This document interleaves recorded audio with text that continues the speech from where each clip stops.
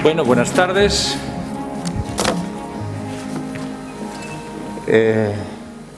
Supongo que me ven bien.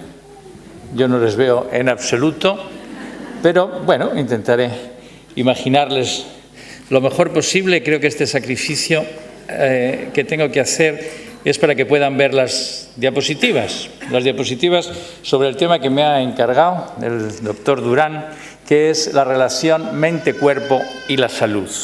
O podríamos decir, antiguamente esto se llamaba medicina psicosomática. La influencia que el cuerpo tiene en el funcionamiento de la mente es bien evidente, es bien obvia, todo el mundo lo sabe. Cuando estamos con fiebre no pensamos igual de bien, cuando nos bebemos media botella de whisky pensamos mucho peor y además podemos perder el control de nuestras emociones. Todo eso es sabido, pero lo que es muchísimo más sorprendente es el camino inverso. ¿Cómo puede ser que el cómo pensamos, el cómo sentimos, el cómo nos tomamos las cosas influya en cómo funciona nuestro cuerpo? ¿Cuál es la relación inversa, la relación de la mente sobre el cuerpo? Durante miles de años, bueno, cualquiera de nosotros, cuando hablamos de la mente y el cuerpo, todo el mundo está seguro de que sabe lo que es su mente y evidentemente sabemos lo que es el cuerpo. Y sin embargo ha habido miles de años que llevan los filósofos discutiendo cuál es la relación entre la mente y el cuerpo. ¿Cuál es la relación? Y hay varias teorías. Hay una teoría que es el materialismo. Y el materialismo todavía está en algunos aspectos, en algunas partes de la medicina se dice que el cerebro es todo lo que hay. O sea, todo lo que sentimos, todo lo que pensamos es un efecto del cerebro, es un epifenómeno del cerebro. Había un psiquiatra famoso alemán que decía: el cerebro segrega pensamientos igual que el hígado segrega bilis. Bueno, es un punto de vista, el punto de vista materialista, que por otra parte está en la base de la psicofarmacología, está en la base de todos los tratamientos biológicos que buscan alterar o variar el comportamiento.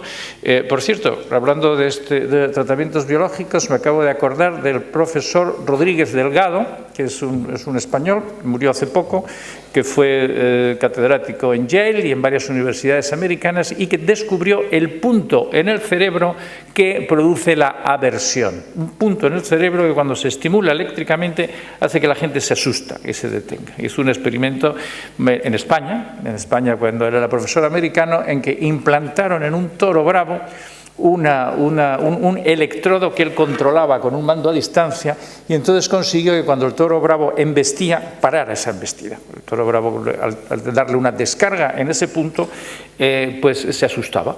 Y otros, al mismo tiempo, hubo otra gente que descubrió la zona en el cerebro que cuando se estimula produce el placer y de ahí produce la adicción a aquellas circunstancias que estimulan o que hacen que funcione nuestra zona del placer. Eso pues es el materialismo. Pero hay otra, con el mismo derecho hubo otro filósofo que dijo que es todo lo contrario, que la materia no existe, que todo nos lo imaginamos, lo único que existe es el espíritu, es la mente y todo lo que ocurre pues lo vemos. Bueno, quizá Alejandro Torrealba puede estar un poco de acuerdo porque dicen que todo es fruto de la mente crea todo lo que se ve. Hay el profesor doctor Durán ha hecho mención al interaccionismo. El interaccionismo es la teoría de que el cuerpo es una cosa y la mente es otra y se conectan entre sí. Descartes fue el primero que habló de eso.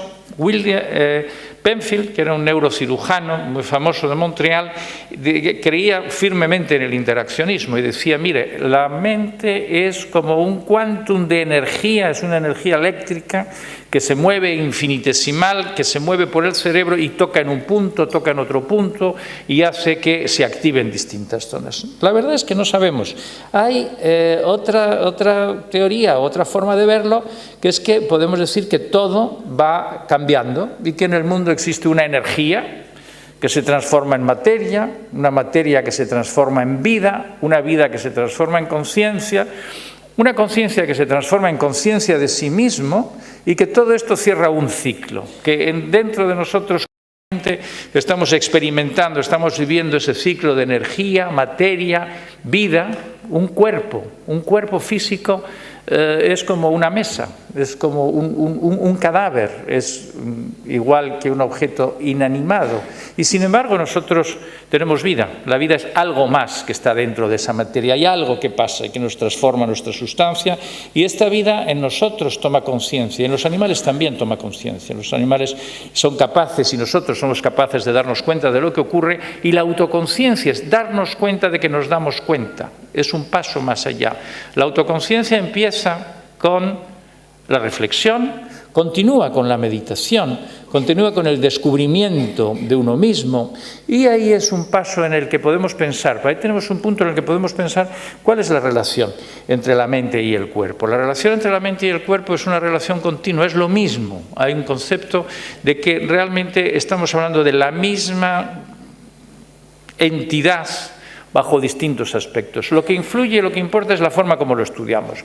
Si yo me dedico a medir los latidos de mi corazón o las vibraciones de mi cerebro, podemos decir que estoy estudiando una cosa física, eso es materia. Si me dedico a pensar, a darme cuenta de mis emociones, de mis sentimientos, de las ideas que se me ocurren, estamos hablando de otra cosa, pero es lo mismo. Estamos hablando de la psicología, es lo mismo que la biología, con otro lenguaje, con otro método de observación, con otra forma de verlo. ¿Y por qué es importante en pensar en el ser humano?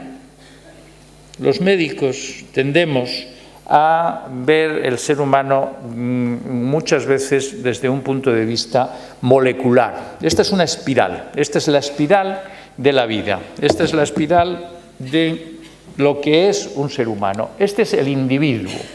Ven que aquí en un punto está el individuo está compuesto de sistemas, de órganos, de tejidos, de células, finalmente de átomos, de moléculas. Hay una parte de la medicina, incluso una parte de la psiquiatría que se llama la psiquiatría molecular. ¿Les suena? O la medicina molecular, es mucho más conocida todavía, el que se dedican a estudiar las moléculas que componen nuestro cuerpo. El individuo es una abstracción, el individuo no existe un individuo. Lo que existen son personas, y las personas son individuos que han estado en contacto con otro individuo. Nosotros no existiríamos, no seríamos capaces de vivir, ni de pensar, ni de sentir, ni de relacionarnos si no hubiéramos tenido desde el principio de nuestra existencia la oportunidad de relacionarnos íntimamente con otro humano, con otra humana, generalmente, que es nuestra madre, es nuestro primer contacto con otro ser humano, que es lo que nos hace ser personas, lo que nos hace existir. Por eso podemos pensar que la pareja es el núcleo básico del ser humano, y la familia, el grupo, la sociedad, todo esto influye. Cuando queremos hablar de la salud de una persona, no podemos decir, bueno, me voy a ocupar de sus moléculas. Lo podemos decir y lo podemos hacer y podemos conseguir grandes éxitos ocupándonos de sus moléculas. O tampoco podemos decir, me voy a ocupar de su calidad, de cómo vive, en qué sociedad vive, qué alimentación tiene, con qué gente trata. Lo podemos hacer y podemos tener grandes éxitos. Pero estamos haciendo un foco concreto de todo un espectro. El ser humano no es un individuo. El ser humano es un conjunto que va hacia adentro, hacia abajo, hasta las moléculas y los átomos, y hacia afuera, hacia arriba, hacia alrededor, toda la sociedad, toda la cultura, todos los demás seres humanos que nos rodean, todas las situaciones, incluyendo las situaciones económicas, las situaciones de contaminación, el ruido ambiente, todo eso forma parte de nuestra vida. Podemos separarlo, podemos decir yo soy yo y mi ambiente es mi ambiente. Ortega y Gasset se hizo famoso por haber dicho eso, yo soy yo y mi circunstancia. Yo no existo solo, yo existo con mi circunstancia. Incidentalmente puedo decir que uno de los objetivos del desarrollo personal y del descubrimiento de sí mismo consiste en ser cada vez más yo y cada vez menos circunstancia. Pero bueno, hay gente que es todo circunstancia y es muy poco yo, pero tenemos un ambiente en el que nos rodeamos. ¿Esto se ve bien? Esta relación entre, piensen que esto es una mitad y esto es otra mitad. Y este círculo o esta esfera se junta para decir un hombre, un ser humano, un psicosoma. Psicosoma Es un término que se discutió hace años, la idea de que al decir psicosomático, lo mismo que al decir mente-cuerpo, parece que estamos hablando de dos cosas distintas que hay que unir de alguna manera. Entonces se dijo, ¿por qué no hablamos de psicosoma o mente-cuerpo, todo seguido, para decir es que estamos hablando de lo mismo? Es una unidad que la podemos estudiar con métodos biológicos o físicos, la podemos estudiar con métodos psicológicos, pero es una unidad que tiene una serie de necesidades e impulsos internos y que tiene además unos mecanismos reguladores. Necesidades e impulsos son algo que nos cambia y los mecanismos reguladores son endocrinos, son neurológicos, son inmunológicos y son también psicológicos. Nuestra psicología nos regula. Saben que un niño pequeño, un niño recién nacido, todo su estrés ambiental, desde el ruido hasta la falta de comida o hasta el calor o cualquier otra cosa, repercute directamente en su cuerpo, produce variaciones biológicas. Y según vamos creciendo, vamos desarrollando lo que se llama el aparato psíquico, vamos desarrollando la mentalidad, vamos desarrollando la psicología, vamos desarrollando la capacidad de pensar, la capacidad de sentir. Todo eso son avances que desconectan nuestro cuerpo, ponen un buffer, un colchón entre el medio que nos rodea, entre nuestro ambiente y nuestra respuesta orgánica. En cierta forma se puede decir que nuestra mente es una manera de proteger al cuerpo del estrés, es una manera de buscar otra relación. Entonces, en esta relación, en esta intensidad, nos encontramos con un fenómeno importantísimo, que es la homeostasis. Homeostasis quiere decir que estamos por dentro igual. Nuestro cuerpo está preparado para no cambiar, por mucho que cambie el entorno. Si hace frío, tenemos 36 grados y medio de temperatura interior, y si hace calor, tenemos 36 grados y medio de temperatura interior. Nos las apañamos para que nuestra temperatura o nuestras constantes internas estén estables. Eso se llama homeostasis. Es el conjunto de procesos fisiológicos que mantienen la constancia del medio interno. Porque el medio interno, lo que nos compone, está continuamente alterado. Está continuamente alterado, primero por las influencias del ambiente y también por nuestras propias exigencias de desarrollo. Al crecer, cuando uno crece físicamente, el medio interno cambia, se tiene que ajustar, tiene que hacer continuamente una... Por cierto, ¿saben por qué los adolescentes son tan torpes? ¿Nunca alguien se ha dado cuenta que cuando un adolescente camina choca con las cosas, rompe los vasos, es un verdadero desastre? Un niño tan cuidadoso y de repente hay un día en que empieza a romper cosas y es porque ha crecido más deprisa que su mente. No se ha dado cuenta de lo grande que es, todavía no sabe el tamaño que tiene. Quiere pasar por un sitio en que antes pasaba, pero ahora ya no cabe y tira los platos al pasar. Es cierto, toma un tiempo hasta que uno descubre cuál es su tamaño. Hay que hacer una continua adaptación mental y física a los cambios. Y entonces hay un momento en que va aumentando el estrés. El estrés es una exigencia.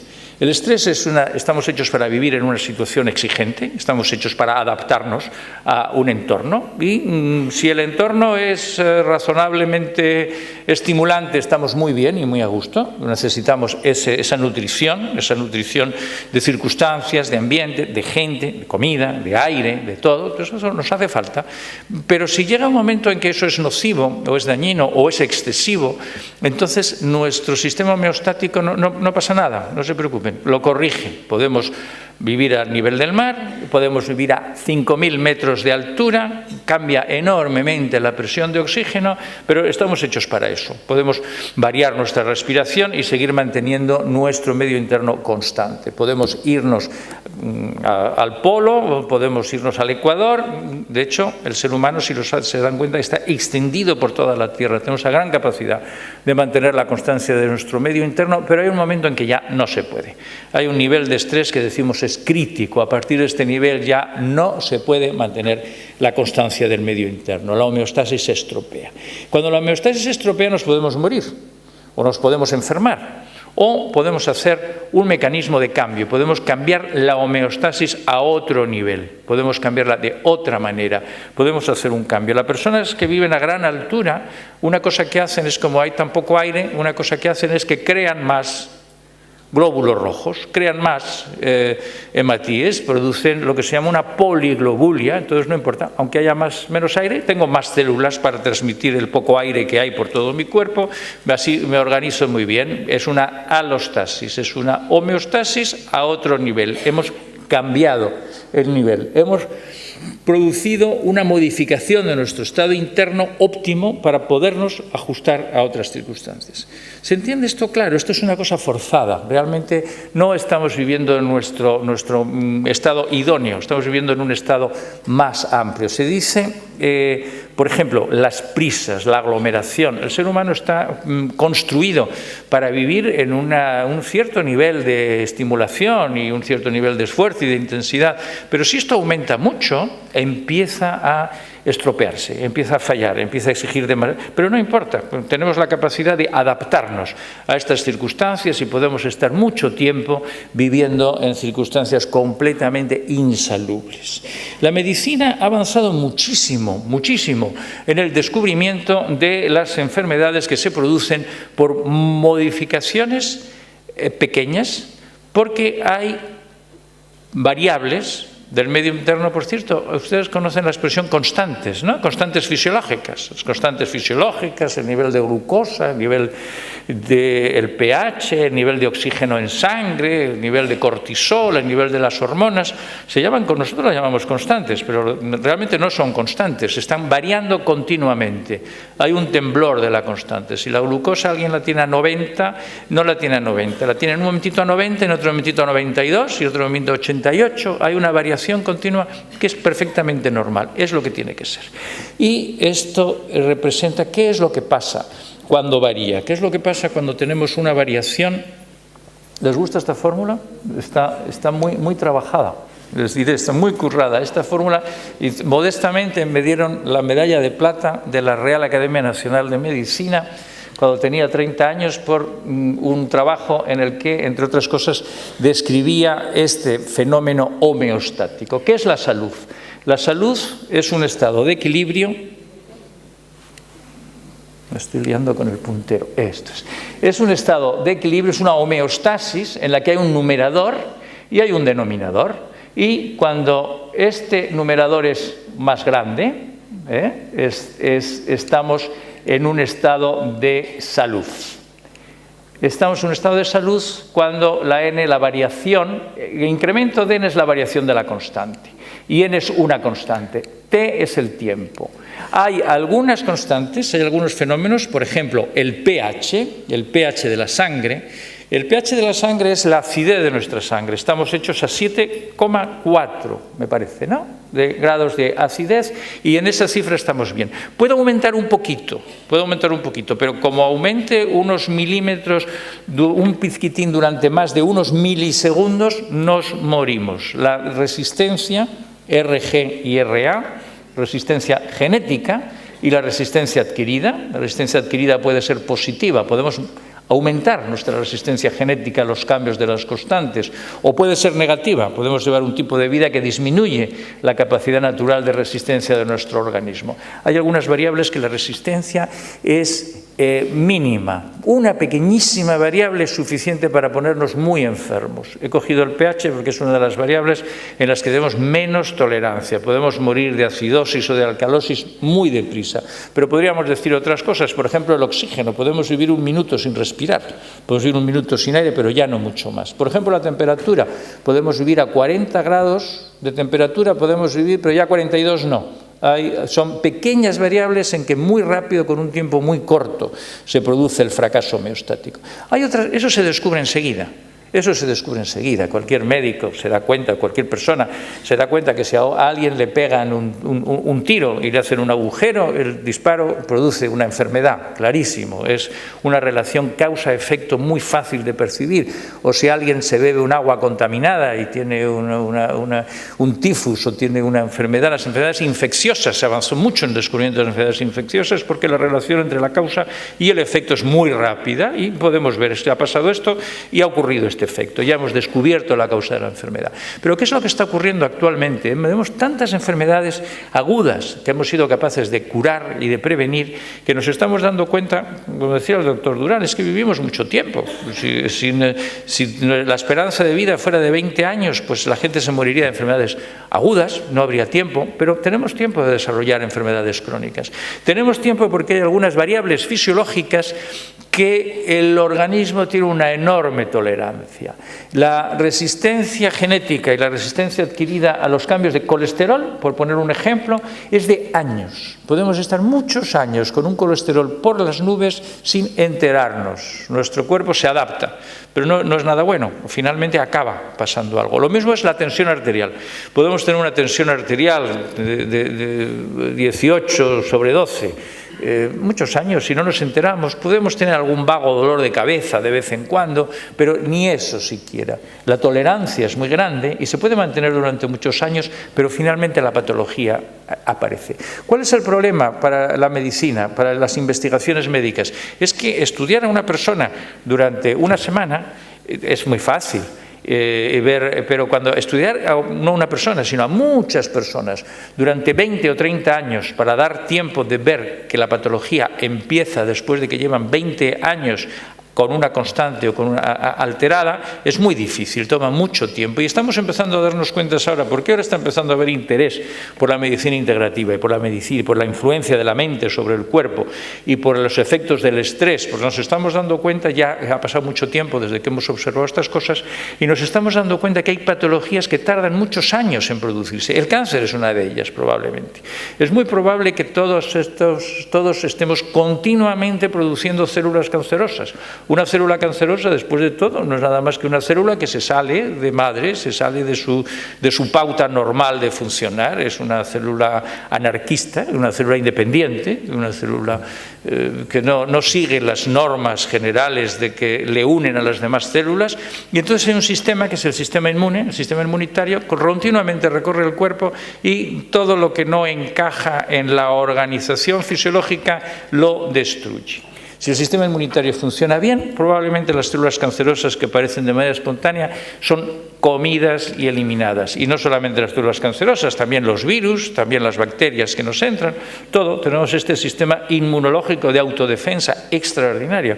Funciona muy bien, pero pasa que cuando ocurre el estrés, cuando ocurren, aquí viene la parte mente, de la mente-cuerpo, ¿qué es el estrés, las variaciones, los cambios vitales? Continuamente están ocurriendo cambios, continuamente cambia nuestra vida de una manera o de otra y nos adaptamos muy bien, no importa, nos divorciamos, nos volvemos a casar, cambiamos de empleo, cambiamos de sitio, la gente se adapta, estamos hechos para aguantarlo todo. De vez en cuando aparece una crisis es un cambio que produce más efecto de lo normal, es un cambio que produce un cambio, que cambia nuestra vida, que nos obliga a ver las cosas de otra manera, que nos obliga a adaptarnos de otra manera. Nuestra forma clásica de ser ya no vale, tenemos que ser de otra manera distinta. Una crisis puede ser buena, una crisis puede ser... Por cierto, este es mi libro sobre crisis emocionales, donde explico muy bien, con perdón por mi modestia, todo el tema de los distintos tipos de crisis. Hay crisis que son traumáticas, hay crisis que son intensas, pero hay otras crisis que son solapadas, hay crisis que son muy lentas. Hay unos aspectos de estrés que llamamos sobrecarga. Sobrecarga es una situación que es muy dura, que no se puede aguantar, pero que se aguanta durante muchísimos años. Una pareja en desavenencia, una pareja que no se habla, que no se trata, que no se quiere, o que se quiera, pero se trata con desdén, con desprecio, con desatención. Eso es una situación de sobrecarga terrible, en la que se pueden vivir muchísimos años sin que pase nada. En algún momento pasa algo, la sobrecarga llega a ser excesiva. Entonces, ¿qué es lo que tenemos que hacer para contrarrestar esto? Primero tenemos que enterarnos qué es lo que pasa, cuáles son los efectos del estrés. El estrés, lo dije antes, es sorprendente que las cosas que nos pasan y las cosas que nos ocurren modifiquen nuestro cerebro de una manera básica. Y nuestro cerebro no es un cerebro. Nuestro cerebro realmente son tres. Este es un señor que se llama MacLean, un americano que hace años dijo lo que se llama el concepto triuno del cerebro. Y del cerebro y de la conducta, por supuesto, porque nuestro cerebro, ya sabemos, es el órgano medio que regula nuestra conducta, de la misma manera que nuestro hígado es el órgano medio que regula nuestra bilis. No vamos a discutir con los materialistas, nos da igual, aceptemos que el cerebro funciona. Lo que sí que es importante saber es que nosotros podemos influir en cómo nuestro cerebro funciona y podemos influir con una actitud especial, con una manera de tomarnos las cosas, con técnicas y procedimientos que manejan, que hacen, que regulan nuestro cerebro. Y decía MacLean, el cerebro tiene 3 niveles. Tiene un nivel externo, tiene un nivel superficial, porque es el que está por fuera, lo que es la corteza cerebral. Luego, dentro de la corteza hay otra corteza. Dentro de la corteza hay otro núcleo cerebral que lo llamamos el sistema límbico, y dentro de ese sistema límbico hay otro núcleo cerebral que lo llamamos el hipotálamo, o más concretamente el diencéfalo. ¿Ven un poco la proyección? Está cada una, de abajo arriba, cada elemento va metiéndose dentro del anterior y finalmente forma el cerebro completo. ¿Y por qué tenemos los humanos este triple cerebro? ¿Para qué lo tenemos? Bueno, pues es una cuestión de evolución. El cerebro no empezó a existir tal y como es hoy en día. Parece que inicialmente los animales más simples no tienen cerebro, simplemente directamente no lo tienen, hasta que los primeros cerebros que aparecieron en los seres vivos son los cerebros de los reptiles. Los reptiles tienen un cerebro muy simple, pero en algún momento empieza a aparecer otro cerebro que hace cosas que no hace el cerebro de los reptiles. Y la naturaleza no desperdicia nada que funcione. El cerebro de los reptiles funciona muy bien para mantener la vida, para mantener la regulación de la homeostasis, para mantener el medio interno razonablemente equilibrado, para hacer que el corazón funcione. Pues funciona muy bien, es un cerebro vegetativo, pero hacía falta otra cosa. En algún momento en los mamíferos apareció otro cerebro, fue creciendo. El cerebro ha ido creciendo a lo largo de la evolución hasta llegar al cerebro humano. Se piensa, este láser no funciona, Juan Carlos, me estás creando un... Ah, sí, ahora sí. Digamos que este es el cerebro humano y todavía con mucho ánimo y con mucho optimismo se supone que va a seguir creciendo nuestro cerebro y que va a haber en el futuro un humano que tenga un cerebro todavía más grande. Y esto ha ocurrido por capas, sino que si ven, este es... La primera capa central de lo que es el cerebro corresponde al cerebro de los reptiles.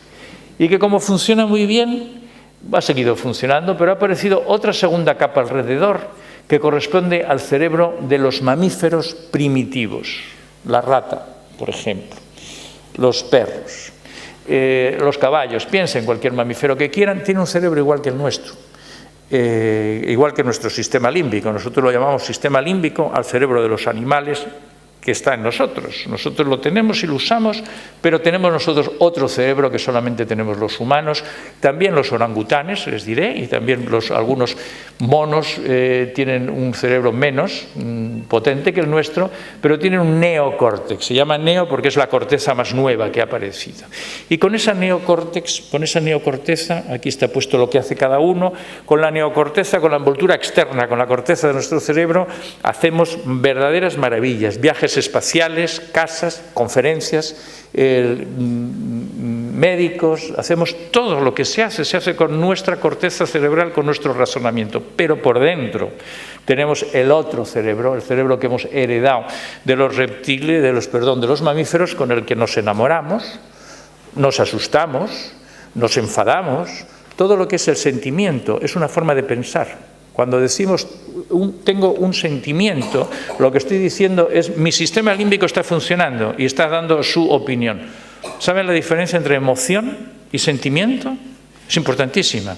La emoción es algo que te mueve desde fuera, ex movere. Algo que te viene y te mueve. Los griegos y los romanos, sobre todo los griegos, de vez en cuando dicen, no, es que de repente me ha poseído el dios Marte y he matado a un tío que me había caído mal. Lo decían en serio, se sentían como poseídos por la emoción. Con el desarrollo de la cultura y del razonamiento, decimos, un momento, que esta emoción, lo que quiero es sentir, enterarme, qué es lo que está pasándome, qué es lo que estoy sintiendo, ¿Qué quiere decir? Y entonces ya tenemos un sentimiento, una emoción pensada, una emoción vivida, una emoción razonada, pero razonada no con el razonamiento, no con la corteza, no con la corteza de descubrir la luna, sino con la corteza límbica, con la corteza animal. Podemos empezar a pensar como un perro. Los perros, si tendréis, supongo que tenéis, muchos de vosotros tendréis perros y os daréis cuenta que un perro es una gran compañía, porque tiene un gran corazón, mejor dicho, tiene un gran sistema límbico. Es lo único que tiene, no razona mucho, pero con su sistema límbico es capaz de hacer muchas cosas. Y nosotros podemos aprender a utilizar nuestro sistema límbico, entre otras cosas, tratando con animales que sean buenos y que no muerdan. Y por dentro del todo tenemos el cerebro básico, el cerebro central, el cerebro vegetativo. Bueno, no voy a hablar de todos los cerebros porque no va a dar tiempo, va a ser muy largo. Les voy a hablar solamente del cerebro central, el cerebro que se llama diencéfalo. Este fue Hess, fue el que lo describió, un hombre que en 1950 y poco le dieron el premio Nobel. A pesar del apellido no es alemán, es suizo, y descubrió una cosa importantísima. Descubrió que en nuestro sistema vegetativo, en el sistema nuclear, el sistema nervioso vegetativo que está en el hipotálamo, que es una glándula pequeñita en el centro del diencéfalo y que regula todo lo que nuestro cuerpo hace por dentro, regula nuestra respiración, regula nuestro azúcar, regula nuestro ritmo cardíaco, regula la tensión muscular hasta cierto punto. Dentro de todo eso había dos zonas. Él encontró dos zonas y él las estimulaba con un electrodo, tocaba una, pasaban unas cosas, tocaba otra, pasaban otras, y se descubrió estas zonas, las llamó ergotrópica, que viene de trabajo, que es la parte posterior del hipotálamo. El hipotálamo es una glandulita así, es una cosita como del tamaño un poquito más grande, es como una alubia, más o menos. Y sin embargo, de allí sale el sistema simpático. El sistema simpático es la parte del sistema nervioso vegetativo que se encarga de acelerar. Es el acelerador, es el que nos hace que nuestro corazón vaya deprisa, que nuestra tensión arterial tiene un efecto, por cierto, inhibidor del sistema inmunológico, curiosamente. Tiene también un efecto inhibidor de la memoria y de la concentración. Cuando estamos con el sistema simpático alterado, aprendemos menos, nos enteramos menos de las cosas. El sistema trofotrófico es otro trocito en la parte anterior del hipotálamo y el sistema parasimpático de todo el cuerpo, y tiene que ver con una respuesta que se llama la respuesta de relajación. El sistema ergotrópico, cuando se estimula, produce la respuesta de lucha o huida. Este es un señor con su sistema ergotrópico a tope. Está preparado para luchar o para huir. Una respuesta integrada que describió Walter Cannon y que se produce por estímulos psicológicos. Se produce en situaciones en las que uno tiene o luchas o huyes. Una de las dos cosas tienes que hacer, situaciones de peligro, pero la respuesta es la misma. La respuesta es la misma. Es una contracción de las pupilas, una elevación de la presión arterial, un aumento del ritmo cardíaco, un mayor consumo de oxígeno, una hipertonía, una hipertensión muscular continuada. Hay gente que está siempre en estado de lucha o huida y una de las cosas que les pasa es que les duele el cuello, les duele la espalda, les duele todos los músculos, claro, porque están siempre mucho más tensos de lo necesario. Con el paso del tiempo empiezan a tener artrosis, las articulaciones se empiezan a estropear de tanto estar tan apretadas unos huesos contra otros, etc. Bueno, y aparte de eso les pasan más cosas, les sube la tensión arterial, les sube las hormonas, a ver, porque no solamente el sistema nervioso, sino que también hay una relación con el sistema endocrino. Al alterarse esta zona se produce un aumento de ACTH y se produce un aumento de cortisol, se produce un aumento de la presión arterial, se produce un aumento de lo que se llaman las hormonas de estrés, el cortisol, la adrenalina, algunas otras que están muy bien para luchar o para huir. Pero eso hay que hacerlo rápido, hay que hacerlo rápido. El problema con la reacción de lucha-huida es que hay veces en que se mantiene muchísimo tiempo más de lo necesario. Los seres humanos actuales hemos evolucionado muy poco, somos muy parecidos al ser humano de hace 1 millón de años. Pero nuestra cultura, nuestro entorno, nuestro ambiente ha cambiado enormemente. Si estuviéramos ahora mismo viviendo en medio de una selva, en una jungla, rodeado de dinosaurios o de otro tipo de fieras, la reacción de lucha-huida nos sería muy útil y la tendríamos que utilizar todos los días varias veces. Una vez que se pasara la situación de emergencia, se nos quitaría la relación de lucha-huida. Lo que pasa es que en el mundo en que vivimos, esa reacción ya raramente, alguna vez sí, si a uno le atracan, pues tiene que salir corriendo, sí, pero la mayor parte de las veces es una reacción simbólica. Estamos poniendo en marcha la reacción de lucha-huida sin ninguna necesidad. No hace falta para nada. Si el jefe te mira con mala cara, o tu marido te grita, o tu mujer te hace la comida fatal, o alguna cosa, no hay que luchar, ni hay que huir. No es una buena reacción. La gente lo suele hacer, pero eso es pues se produce una destrucción progresiva del organismo, porque estamos empleando es lo mismo que si ponemos el coche a tope, apretamos el acelerador a tope y al mismo tiempo estamos encerrados en el garaje. Pues lo menos que nos puede pasar es que nos choquemos con una pared o que rompamos algo. No es apropiada la reacción de lucha-huida y no podemos evitarla. Estamos construidos así, pero tenemos otra respuesta. Tenemos la respuesta de relajación. Podemos activar nuestro sistema trofotrópico, ¿se acuerdan? El sistema trofotrópico era el que inducía la sensación de calma, es el sistema que se encarga de que el corazón vaya más despacio, de que la respiración vaya más despacio, de que el músculo se relaje, de que la mente se aplaque. Estoy hablando, ¿se acuerdan que antes hablé del sistema límbico? El sistema límbico tiene mucha relación, los tres sistemas, el sistema del que estamos hablando ahora, el sistema límbico de los sentimientos y el sistema de la corteza final del razonamiento, están unidos entre sí. Lo que pasa en uno repercute en los demás. Cuando ponemos en marcha el sistema ergotrópico, el sistema de la lucha-huida, el sentimiento es un sentimiento de rabia, es un sentimiento de miedo. Cuando ponemos en marcha el sistema trofotrópico, el sistema de la relajación, el sentimiento es un sentimiento de paz, es un sentimiento de calma. Relajación en sentido técnico, como palabra técnica, relajación significa un estado de ánimo, un sentimiento difuso, no sabemos muy bien por qué lo tenemos ni en relación con qué, de que todo está bien, todo es perfecto, no ocurre nada, todo funciona a gusto, estamos perfectamente.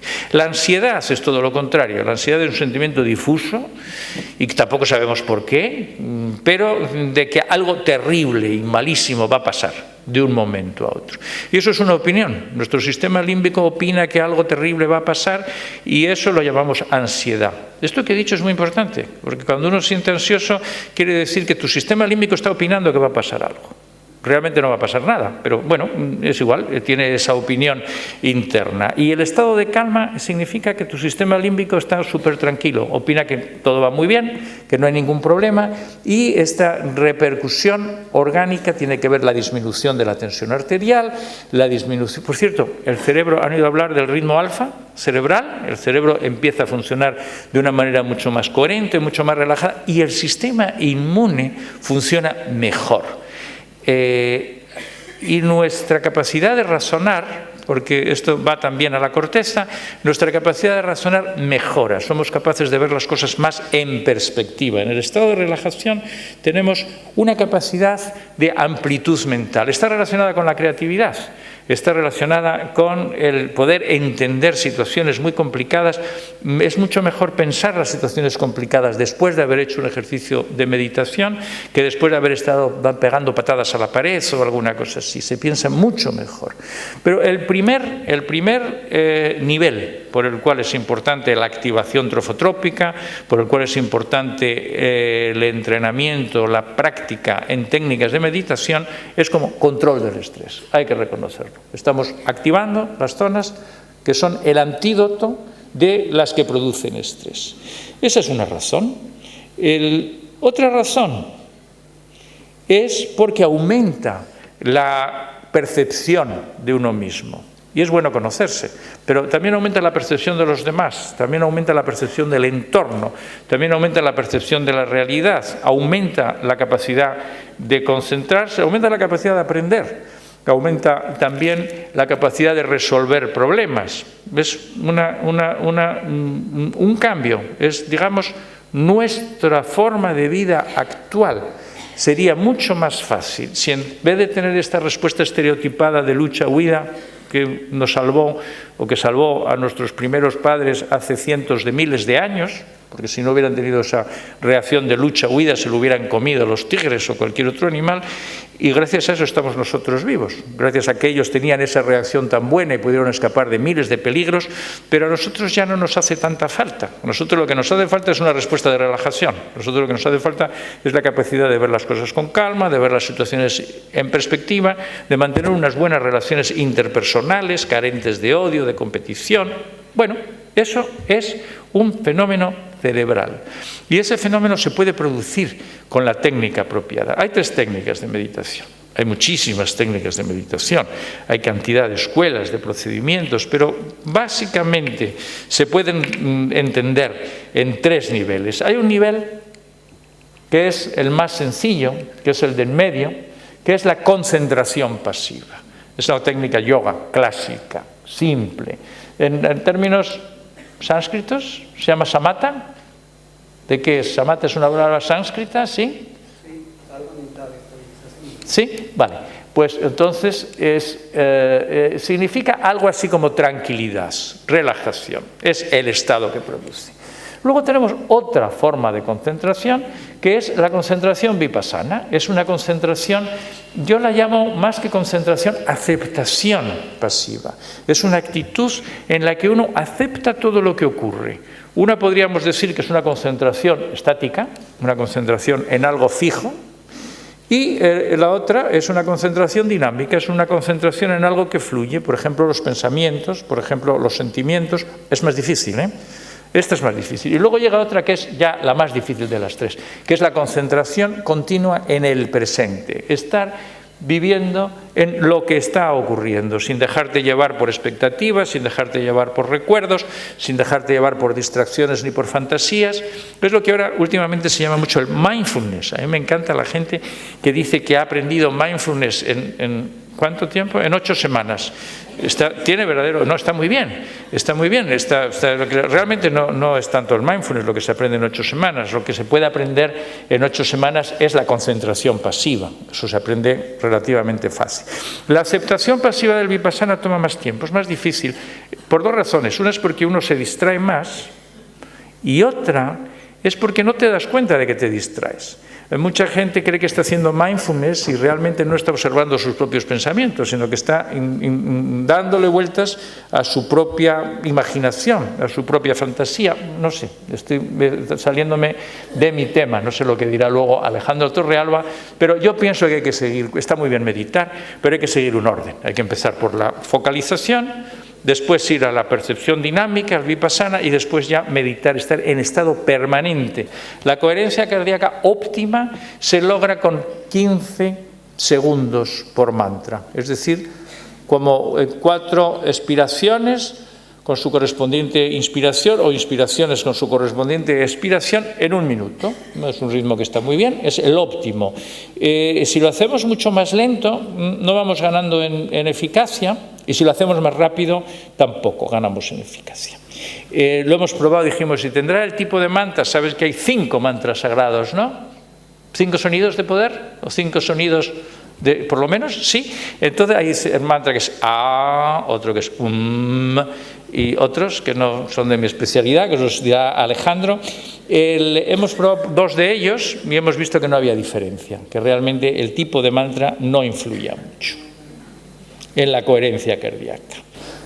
Hay un término que hemos introducido en psicoterapia, hablando, como saben que en la psicoterapia hay la psicoterapia psicoanalítica, la cognitivo-conductual, la gestalt, y entonces hemos empezado unos cuantos a hablar de la psicoterapia ASCI. ASCI es bonito, el término inicialmente decíamos Altered State of Consciousness Induction en inglés, inducción de estados alterados de conciencia. Entonces alguien dijo, no, lo que se tiene en un estado alterado de conciencia son esta gente que va por ahí por la calle, nosotros lo que tenemos es un estado ampliado de conciencia, me parece muy razonable. Un estado de conciencia más amplio del estado de conciencia normal, del estado de conciencia, y hay varias técnicas que lo inducen, no solamente una. Si ustedes hablan, es frecuente, o era frecuente, encontrar maestros de meditación que estaban convencidos de que es que la técnica que ellos hacen, pero no es cierto, hay varias técnicas, está la técnica, ya la hemos hablado, la meditación trascendental, el mindfulness, hay algunas, la psicoterapia autógena, de una técnica en la que yo me he especializado más que en otras, todas estas inducen la respuesta trofotrópica, la respuesta de relajación. Y lo inducen y producen, no es un efecto placebo, no es una cosa espiritual, no es que nos convenzamos que estamos mejor porque estamos meditando, estamos produciendo unos cambios biológicos, está cambiando nuestro cerebro, está aumentando la activación trofotrópica, de la que estoy hablando, mejora la regulación neurovegetativa, la coherencia cardíaca indica que los sistemas simpático y parasimpático están más equilibrados, ha mejorado, están mejor regulados, más en mejor sintonía, funcionan mejor, se llevan mejor. Eso es curioso, porque nuestro cerebro, siempre que tiene una parte del cerebro que hace una cosa, tenemos otra que hace la contraria. Entonces, lo de estar equilibrado quiere decir que esas dos partes antagónicas podrían ser enemigas, podrían estar peleadas, no, que se llevan muy bien. Entonces, cuando una se pasa, la otra la corrige y está en una especie de baile, de sintonía. Nuestra sintonía neurovegetativa es mucho mejor cuando se practica meditación y hay una reconexión interhemisférica, un tema del que no hemos hablado, que no vamos a tocar, pero los dos hemisferios funcionan de manera diferente. Uno hace una cosa y otro hace otra. O mejor dicho, hacen la misma cosa pero de distinta manera. Uno se especializa más en lo que podríamos llamar la intuición, las percepciones globales, las grandes gestalt, y el otro se especializa más en los detalles, en lo concreto, en las secuencias, etc. Y están interrelacionados, claro, están unidos. Cuando yo veo una imagen, le pongo una palabra, un hemisferio le pone la palabra y el otro representa la imagen. Y hay una conexión interhemisférica que hace la traducción simultánea del uno al otro. Esa conexión mejora con la meditación. Y finalmente tenemos una rearborización dendrítica, quiere decir que el cerebro por dentro funciona mejor. Esto es una resonancia, es un cerebro. Concretamente les diré sinceramente que es el mío. Conseguí convencer a un amigo que tiene una poderosísima máquina que se llama de resonancia magnética funcional. Un maravilloso artefacto que ve, se llama de visualización cerebral, ve el cerebro, no solamente anatómicamente, sino funcionalmente. Se puede hacer una comparación entre qué zonas del cerebro se activan en determinada actividad y qué zonas del cerebro se activan con la meditación, y son estas. Las que están en verde son las zonas en estado de meditación. Se activan estas zonas. Una es la zona frontal. Esta zona frontal es muy útil. La zona frontal tiene que ver con la capacidad de anticipar resultados, con la capacidad de prever el futuro, no de predecir el futuro como un medium o como un adivinador, sino de darse cuenta de cómo van a ser las consecuencias de las situaciones. La ínsula es una zona que está relacionada con el control de las emociones y hay distintas zonas cerebrales cuya función se conoce y que tienen que ver con el control de las emociones, que tienen que ver con la capacidad de ver las situaciones en mayor amplitud, que se potencian medidamente. Eso se ve, se puede medir con la emoción. Muy bien, pues francamente he terminado en el tiempo preciso. Muchísimas gracias.